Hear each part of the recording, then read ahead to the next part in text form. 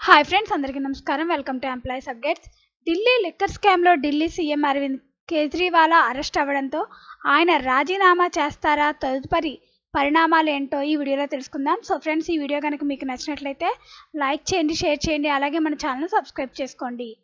Aam Aadmi party అయితే కేజ్రీవాల్ రాజీనామా చేయరని, వీలైతే జైలు నుంచే పరిపాలన సాగిస్తారని తెలిపింది.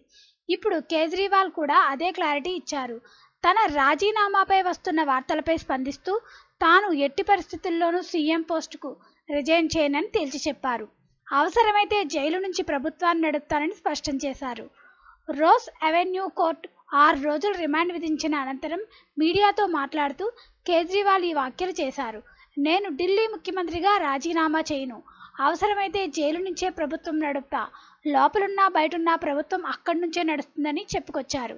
ఇదిలా ఉండగా ఢిల్లీ లిక్కర్ స్కామ్లో సుమారు 2 గంటల పాటు విచారించిన అనంతరం కేజ్రీవాల్ను గురువారం రాత్రి ఎన్ఫోర్స్మెంట్ డైరెక్టరేట్ అరెస్ట్ చేసిన విషయం తెలిసిందే.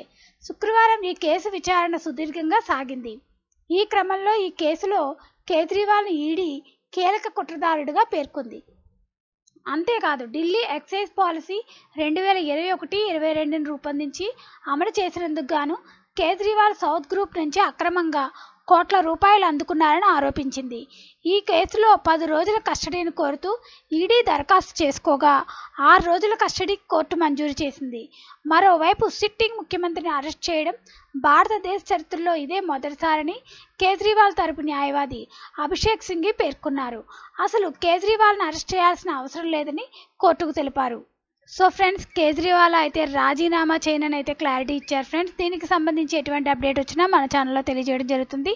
ఈ వీడియో కనుక మీకు నచ్చినట్లయితే లైక్ చేయండి, షేర్ చేయండి, అలాగే మన ఛానల్ సబ్స్క్రైబ్ చేసుకోండి. Thanks for watching this video.